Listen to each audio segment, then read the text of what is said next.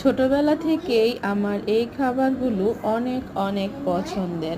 Noodles আমার অনেক প্রিয় একটা খাবার। সেই ছোটবেলা থেকেই আমি খেতাম নুডলস, এখনও খাই, এখন আমার বাচ্চাও খায়। তো আমার সময়তে আমি যখন ছোট ছিলাম তখন তো শুধু কোকোলা নুডলস ছিল, এখন তো অনেক নুডলসই এসেছে। আর এই কুলসুম সেমাই মনে হয় আমি বুড়ো হয়ে গেলেও এই সেমাই আমি ছাড়তে পারবো না। এই দুধ সেমাই আমার অনেক পছন্দের। তো যাই হোক, নুডলসগুলোকে আমি বক্সে ঢেলে নিয়েছি। তো উপরে যেগুলো দেখতে পাচ্ছেন এগুলো হচ্ছে কাবাব। গরুর মাংসর কিমা ছিল না, তাই কাবাব ছিল। কাবাব ভেজে নিয়ে নুডলসের উপরে আমি দিয়ে দিয়েছি। তো টুকরো টুকরো করে বক্সে ঢেলে নিয়েছি বিকালের নাস্তার জন্য। আর হচ্ছে এগুলো হচ্ছে দুধ সেমাইগুলো আমি ঢেলে নিয়েছি বক্সের ভিতরে। আপনাদের কার কার পছন্দ দুধ সেমাই আর নুডলস, তো সেটা কমেন্ট করে অবশ্যই জানাবেন।